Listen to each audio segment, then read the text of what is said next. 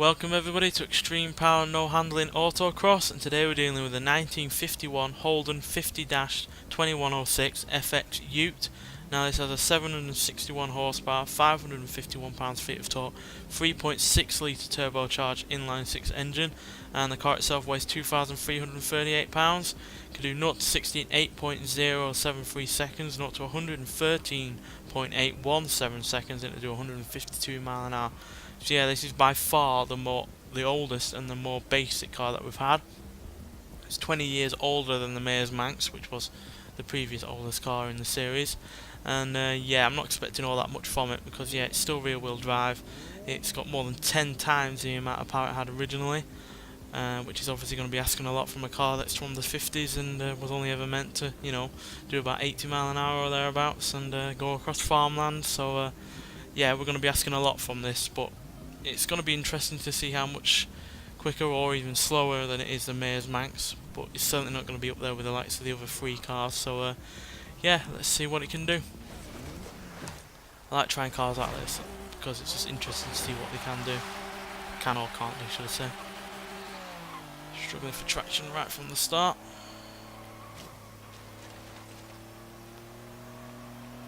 And yeah, struggling to put the power down in general, to be honest. So when we get on a straight like this, it starts to go quick.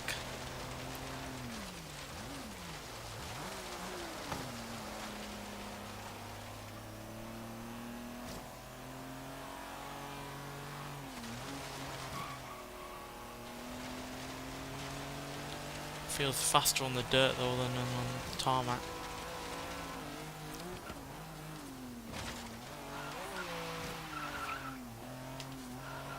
Yeah, they bounced the suspension, which I guess is no surprise, considering how old it is.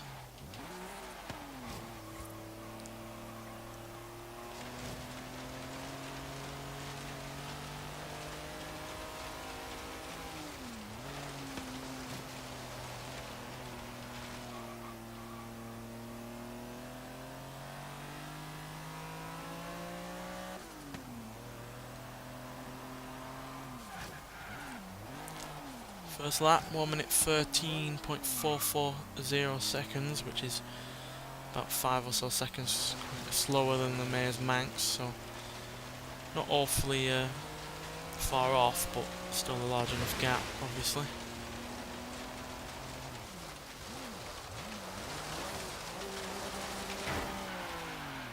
Damn it. So this is why I don't like this game as much as Forza Motorsport 6 in one regard. It's in terms of actually being able to do this kind of thing. Forza Motorsport 6 you can set up a circuit of any kind, give it a certain amount of laps, and it'll even take your dirty laps into account in some regard, or at least just bring it up long enough for you to be able to see it. And this instantly disappears, which you'll see when we cross the finish line.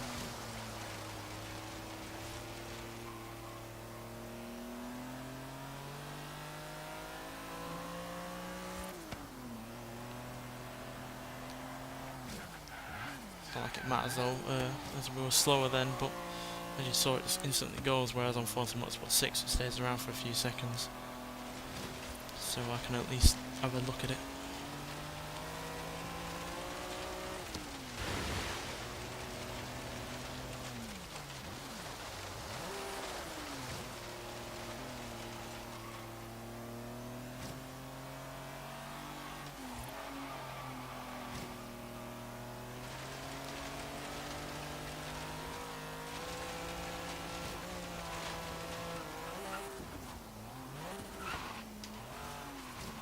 Really doesn't like those bumps.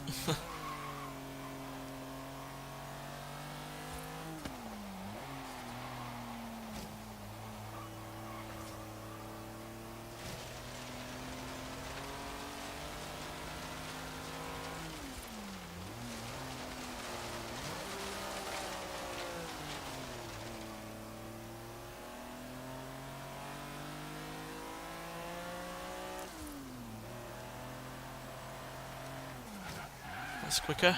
1 minute 12.272. So now we're only around 4 seconds off the Maze Manx.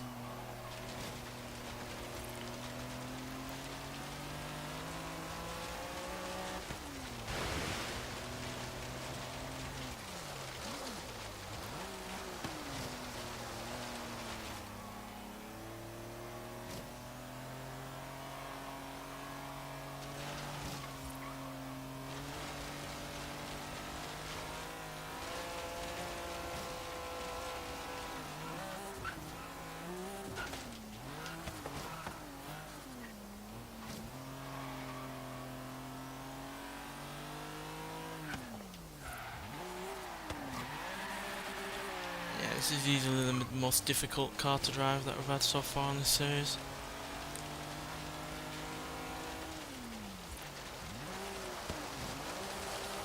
Also got to remember that the brakes on this car weren't meant to go much faster than either the speed limit in Australia or its top speed, so we're asking a lot from it at times.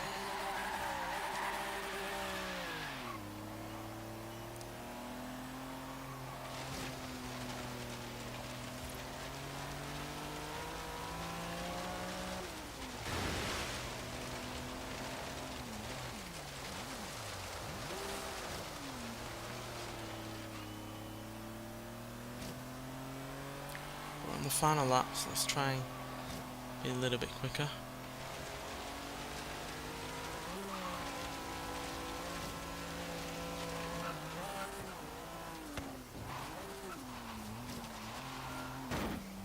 And that's not going to happen now. Really hate the dirty lap system on this game. Or in any Forza game, quite frankly, because I don't know why hitting a wall is seen as a disadvantage, an advantage even. It's anything but that, quite frankly.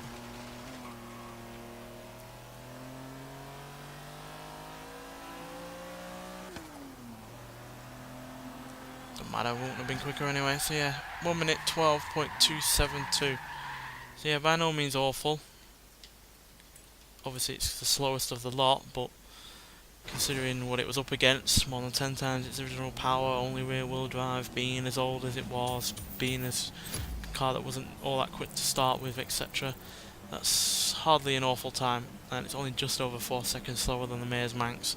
So yeah, I know it's obviously not one of the most exciting vehicles that we've had on the series so far, but I personally find taking these kind of vehicles out on this series, and even other series as well, extremely interesting as far as I'm concerned, just so you can see what the cars can or can't do. And yeah, we've certainly found out a lot about this car and what it can't do with all that extra power. But yeah, still fun enough to drive, and yeah, interesting to see what it could do, or even can do, because it could do some things better than others, but still wasn't all that great. Anyway, thanks for watching, and I'll see you in the next one. Bye.